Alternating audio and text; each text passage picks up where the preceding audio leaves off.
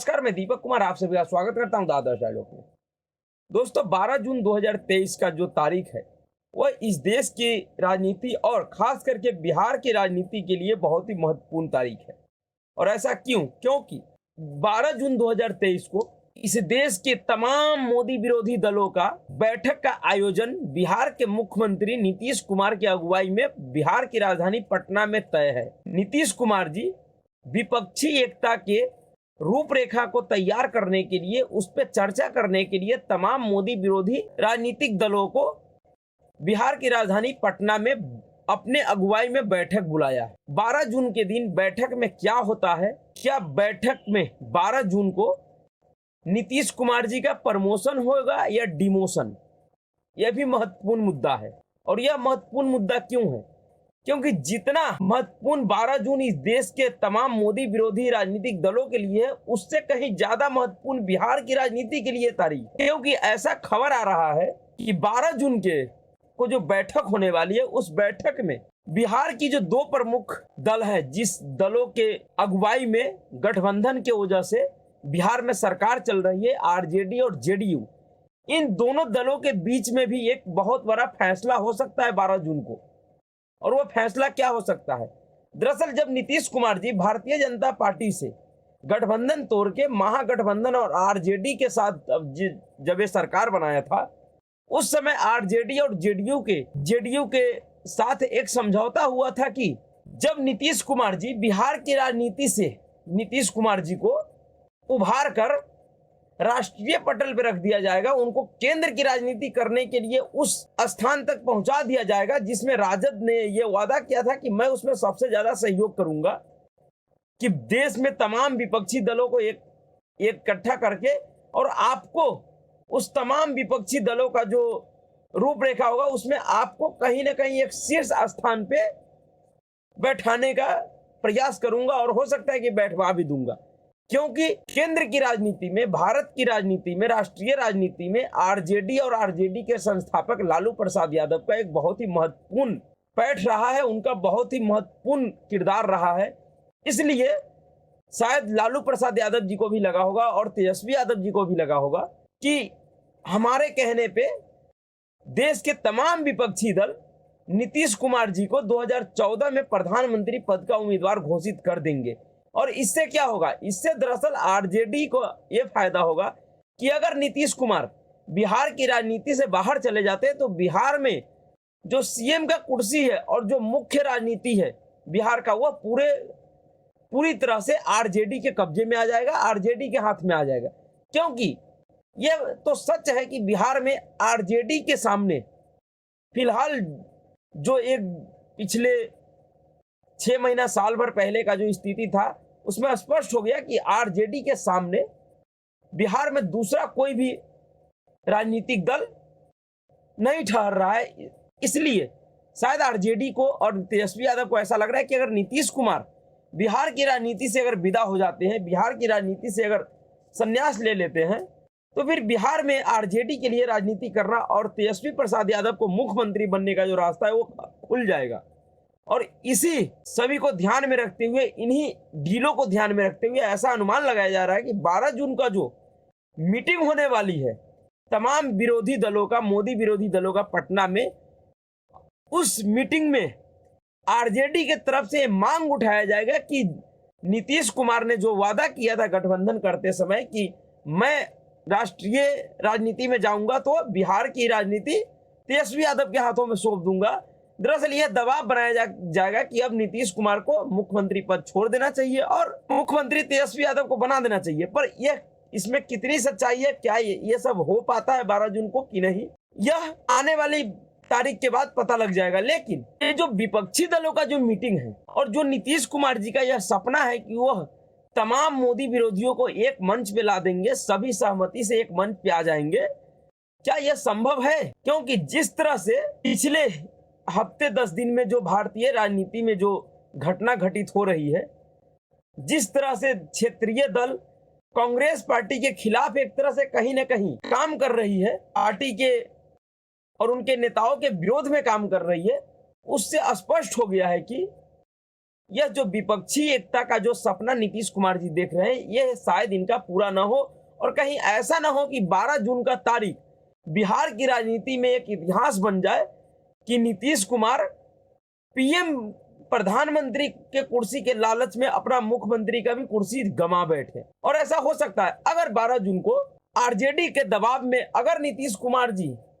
कोई इस तरह का फैसला लेते हैं, जबकि अनुमान है कि वह इस तरह का फैसला नहीं लेंगे कि वह मुख्यमंत्री का पद त्यागेंगे और तेजस्वी यादव को सौंप देंगे और वह राष्ट्रीय राजनीति में प्रधानमंत्री पद के उम्मीदवार के रूप में आ जाएंगे। लेकिन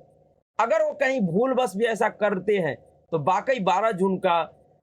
तारीख बिहार की राजनीति में एक इतिहास हो जाएगा कि जो मुख्यमंत्री अपने कुर्सी के लालच में, अपने मुख्यमंत्री पद के लालच में अपना सारा राजनीतिक नैतिकता को त्याग कर इस कुर्सी को बचाए रखा पिछले 17-18 वर्षों से, वह सिर्फ और सिर्फ प्रधानमंत्री पद के लालच में उस कुर्सी को गंवा बैठा, जो उन्हें दोबारा नहीं मिलने वाला है। क्योंकि नीतीश कुमार जी का जो राजनीतिक आधार है बिहार में, वह कहीं ना कहीं अब कम होता दिख रहा है। इस बात का अंदाजा खुद नीतीश कुमार जी को भी है। लेकिन कहते हैं कि राजनीति में परसेप्शन की लड़ाई होती है। वह जिस तरह का परसेप्शन बनाने का कोशिश कर रहा है भारतीय राजनीति में, क्या ऐसा परसेप्शन बन पाएगा, यह लगभग संभव नहीं दिख रहा है। क्योंकि जिस तरह से कांग्रेस पार्टी के साथ पश्चिम बंगाल में ममता बनर्जी ने किया है और जिस तरह से कांग्रेस पार्टी के साथ पंजाब में आम आदमी पार्टी कर रहा है, तो उसको देखते हुए, और जिस तरह से कांग्रेस पार्टी के साथ उत्तर प्रदेश में अखिलेश यादव का जो रुख है, इन सभी के रुखों को, उधर तेलंगाना में जिस तरह से केसीआर का रुख है कांग्रेस पार्टी को लेकर, आंध्र प्रदेश में जगन मोहन रेड्डी का रुख है, उड़ीसा में नवीन पटनायक का जो रुख है विपक्षी एकता को लेकर, इन सभी राजनीतिक पहलुओं को अगर जोड़े और देखे, इस पे विचार करें, तो ऐसा लगता है कि जो नीतीश कुमार जी जो प्रयास करने की कोशिश कर रहे हैं, उनका यह प्रयास पूरी तरह से विफल होगा। लेकिन अब तक तो कांग्रेस के साथ पश्चिम बंगाल, पंजाब या अन्य दूसरे राज्यों के जो राजनीतिक दल है, वह एक तरह से कांग्रेस को यह संकेत देने का कोशिश कर रहा है कि आप जिस तरह का उम्मीद पाल रहे हो, उस तरह का मैं आपको कोई सहयोग नहीं दूंगा। क्योंकि पश्चिम बंगाल की ममता बनर्जी पहले ही कह चुकी है कि कांग्रेस पार्टी को सिर्फ 200 सीटों पे फोकस करना चाहिए, और यही बात अखिलेश यादव भी कह चुका है। और अब जिस तरह से अरविंद केजरीवाल के मामले में कांग्रेस पार्टी का रुख है और पंजाब में आम आदमी पार्टी का सरकार है और उसके नेता भगवंत मान का कांग्रेस पार्टी के प्रति जो रुख है, उससे स्पष्ट दिख रहा है कि इन नेताओं के बीच में और इन पार्टियों के बीच में कोई एकता नहीं बनने वाली। लेकिन नीतीश कुमार एकता भी तो इन्हीं के बीच में बना रहे हैं। वो ममता बनर्जी के पास जा रहे हैं, ममता बनर्जी कांग्रेस के साथ नहीं रहना चाह रही है। वो केजरीवाल के पास जा रहे हैं, पर कांग्रेस केजरीवाल को लेना नहीं चाह रही। केजरीवाल तो कांग्रेस के साथ रहना चाह रहा है क्योंकि उनका राजनीतिक मजबूरी है। वो तो अभी किसी भी दल के साथ रह लेगा, लेकिन कांग्रेस केजरीवाल के साथ नहीं रहना चाह रहा है, यह स्पष्ट हो चुका है। तो इन तमाम चीजों को देखते हुए उत्तर प्रदेश में अखिलेश यादव कांग्रेस का समर्थन तो कर रहा है, लेकिन उनके साथ कोई गठबंधन नहीं करने वाला है। यह अखिलेश यादव ने भी स्पष्ट कर चुका है कि वो उत्तर प्रदेश के सभी 80 सीटों पे अपना उम्मीदवार उतारेगा। आज तक ऐसा होता रहा है कि अखिलेश यादव उत्तर प्रदेश में या समाजवादी पार्टी कम से कम रायबरेली और जो अमेठी का सीट था, उन सीटों पे अपना उम्मीदवार नहीं उतारता था। लेकिन इस बार उन्होंने स्पष्ट पहले ही कर चुका है कि वो 80 के 80 सीटों पे अपना उम्मीदवार उतारेगा, जिसको देखकर ऐसा लग रहा है कि अखिलेश यादव भी कांग्रेस पार्टी से उत्तर प्रदेश में गठबंधन करने का कोई विचार नहीं कर रहा है। पर बिहार में 2 दिनों पहले एक घटना घटी है। उस घटना से यह स्पष्ट हो गया कि बिहार में भी बेशक कांग्रेस के साथ अभी गठबंधन का सरकार तो चल रहा है, लेकिन बिहार में सीएम की कुर्सी के लिए आरजेडी और उनके नेता तेजस्वी यादव सभी दलों का समर्थन तो चाहता है, लेकिन बिहार में तेजस्वी यादव और आरजेडी पार्टी किसी दूसरे युवा नेता को उभरने नहीं देना चाहता, क्योंकि उन्हें ऐसा लगता है कि अगर कोई दूसरा युवा नेता जो उनसे काबिल हो, शिक्षित हो, पढ़ा लिखा हो, वह बिहार में ना उभरे, क्योंकि उसके उभरने से तेजस्वी यादव के राजनीतिक भविष्य खतरे में पड़ सकता है, जिसके वजह से वह ऐसा कोई मौका किसी भी पार्टी को नहीं देना चाहता है, चाहे बेशक वो उसके साथ गठबंधन में हो। ऐसा ही एक वाकया 2 दिन पहले पटना में घटी है। पटना में दरअसल कांग्रेस पार्टी अभी बिहार सरकार में गठबंधन में है, लेकिन कांग्रेस पार्टी का एक नेता है बिहार में जो कि पहले लेफ्ट में हुआ करता था, लेकिन वो कांग्रेस पार्टी में, और वह एक ऐसा नेता है जिसके लिए भारत जोड़ो यात्रा में यह कहा जा रहा था, खुद जयराम रमेश कह रहे थे और कांग्रेस के कई प्रवक्ता कह रहे थे, राष्ट्रीय स्तर के प्रवक्ता, कि कांग्रेस पार्टी में राहुल गांधी के बाद अगर कोई सबसे ज्यादा लोकप्रिय नेता है तो वह है कन्हैया कुमार। और वह कन्हैया कुमार, उस कन्हैया कुमार को बिहार का जिम्मेवारी है, वो बिहार में अपना राजनीतिक भविष्य तलाशने की कोशिश कर रहा है, जो कि पिछले लोकसभा चुनाव में वो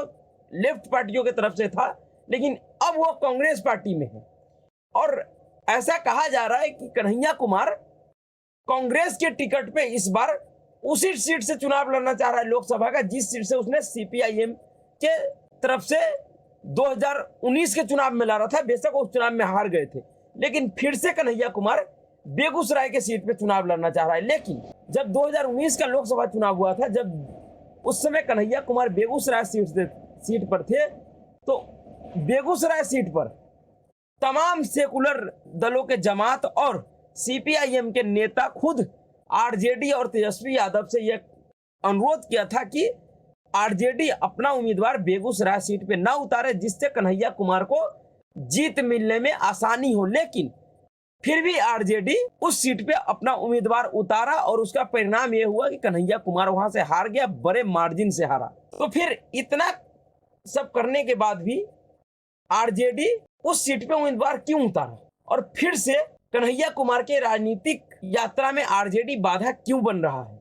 क्यों तेजस्वी यादव नहीं चाह रहा है कि कन्हैया कुमार बिहार की राजनीति में अपना छवि स्थापित कर सके? कर्नाटक चुनाव में जिस तरह का जीत कांग्रेस पार्टी को मिला है, जिस तरह से उनको सीट मिला है कर्नाटक में, उस जीत के बाद देश के तमाम क्षेत्रीय छत्रप डरा हुआ है। उनको ऐसा लग रहा है कि शायद जिन वोटरों के दम पे हम अपना सरकार बनाते हुए आए हैं अपने अपने राज्यों में, अगर कांग्रेस पार्टी इन राज्यों में मजबूत होती है तो कहीं ना कहीं उनका जो वोट बैंक है, जो अभी मेरे तरफ है, अगर फिर से वह कांग्रेस की तरफ लौट गया तो मेरा क्या होगा, मेरे राजनीतिक अस्तित्व का क्या होगा? और यही डर बिहार में आरजेडी के खेमे में भी है। और आरजेडी दिखावा के लिए तो कांग्रेस से गठबंधन में है, कांग्रेस को गठबंधन का धुरी मान रहा है, कांग्रेस और राहुल गांधी के दरवाजे पे जाकर तेजस्वी यादव फोटो खिंचवा रहा है, उनके अध्यक्ष मल्लिकार्जुन खड़गे से बैठ के कर रहा है। लेकिन बिहार में जो कांग्रेस का नेता है कन्हैया कुमार, उनके साथ और उनको किसी तरह का कोई रियायत नहीं देना चाह रहा है बिहार की राजनीति में। और इसका सबसे बड़ा उदाहरण यह है कि अभी 2-3 दिन पहले पटना में, बिहार की राजधानी पटना में, कुम्हार प्रजापति समन्वय समिति का सम्मेलन हुआ था। और उस समिति के सम्मेलन का जो मुख्य अतिथि था वो बिहार के डिप्टी सीएम तेजस्वी प्रसाद यादव था। और आपको पता होगा कि किसी भी सम्मेलन में अगर किसी भी नेता को मुख्य अतिथि या किसी भी व्यक्ति को अगर मुख्य अतिथि के लिए निमंत्रण भेजा जाता है तो उनसे सारी स्थिति जानने के बाद, उनका विचार, उनका सहमति जानने के बाद ही उनको मुख्य अतिथि घोषित किया जाता है किसी कार्यक्रम के लिए या किसी प्रोग्राम के लिए। तो कुम्हार प्रजापति समन्वय समिति का जो मुख्य अतिथि था वो तेजस्वी यादव को बनाया गया था। लेकिन कुम्हार प्रजापति समन्वय समिति का पूरा कार्यक्रम खत्म हो गया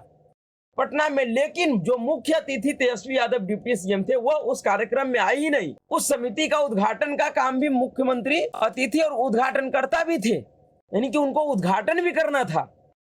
समिति का, लेकिन उस कार्यक्रम में तेजस्वी यादव नहीं पहुंचे। और क्यों नहीं पहुंचे? क्योंकि वह समिति अपने उस प्रोग्राम में कांग्रेस पार्टी का नेता कन्हैया कुमार को भी बुलाया था। उसी मंच पे कन्हैया कुमार को बैठना था जिस मंच पे तेजस्वी प्रसाद यादव को बैठना था। और शायद इसी को देखते हुए तेजस्वी प्रसाद यादव ने, पूरा कार्यक्रम खत्म हो गया लेकिन वो नहीं आया। कार्यक्रम समिति का जो लोग था, जो अध्यक्ष वगैरह था, जो सचिव, जो आयोजक था, उन्होंने आरजेडी ऑफिस से लेके डिप्टी सीएम के कार्यालय तक में फोन लगाते रहा कि जानने का कोशिश करते रहा कि आखिर तेजस्वी प्रसाद यादव को निमंत्रण दिया गया लेकिन उस निमंत्रण के बाद भी वो क्यों नहीं आया, इसका क्या कारण था। लेकिन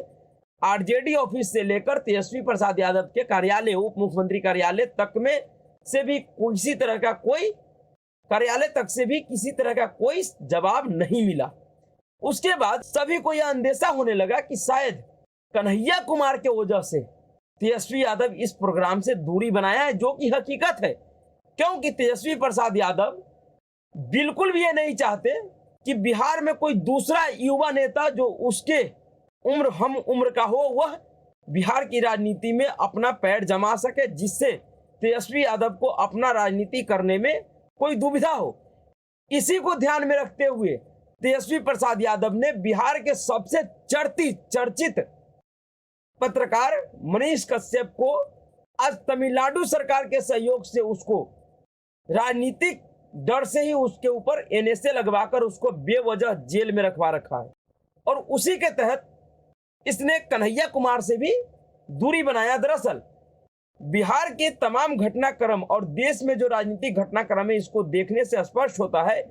कि बिहार में आरजेडी पार्टी को गठबंधन तो जरूरी है, पार्टी का साथ जरूरी है, लेकिन उसके नेता जरूरी नहीं है। बिहार में कांग्रेस आरजेडी को और जेडीयू को कांग्रेस पार्टी का साथ तो चाहिए, लेकिन उसका कोई नेता बिहार में मजबूत हो, अपना पहचान बना सके, यह इन लोगों को अच्छा नहीं लग रहा है। इसी एजेंडे पे चलते हुए नीतीश कुमार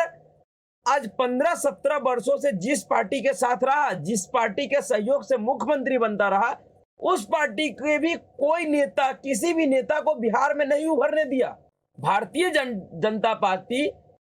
सत्ता में रहने के बावजूद 15-17 सालों तक बिहार की सत्ता में रहने के बावजूद भी अपना कोई नया चेहरा, कोई नया नेता बिहार में पैदा नहीं कर पाया। और इसका सबसे बड़ा अगर कारण है तो वह कारण है नीतीश कुमार। और अब वही काम जो नीतीश कुमार आरजेडी के साथ, नीतीश कुमार जो बीजेपी के साथ बिहार में किया, वही काम आरजेडी अब कांग्रेस के साथ करना चाहती है कि कांग्रेस पार्टी बेशक मेरे साथ सरकार में रहे, मुझे समर्थन दे, मेरा समर्थन ले, लेकिन बिहार में वो कोई ऐसा नेता खड़ा करने की कोशिश ना करे जो हमारे राह का रोड़ा बने, यानी तेजस्वी प्रसाद यादव के राजनीतिक भविष्य में रोड़ा बने। और इसी को देखते हुए तेजस्वी यादव ने कन्हैया कुमार को नीचा दिखाने के लिए उस प्रोग्राम में नहीं गया और उन्होंने एक स्पष्ट संदेश दिया कि मैं बिहार में कांग्रेस के किसी ऐसे नेता के साथ मंच साझा नहीं करूंगा जो अपना राजनीतिक पहचान, अपना राजनीतिक भविष्य बिहार में देखता हो। तो यह जो विपक्षी एकता का तमाम जो नाटक नौटंकी हो रहा है, यह पूरी की पूरी एक ऐसा ही गुब्बारा है जिसमें सिर्फ हवा भरा हुआ है, उसके अंदर कुछ भी नहीं है। जिस दिन ये गुब्बारा फूटेगा उस दिन नीतीश कुमार को भी उनकी हैसियत औकात समझ में आ जाएगा कि भारतीय राजनीति और बिहार की राजनीति में उनकी कितनी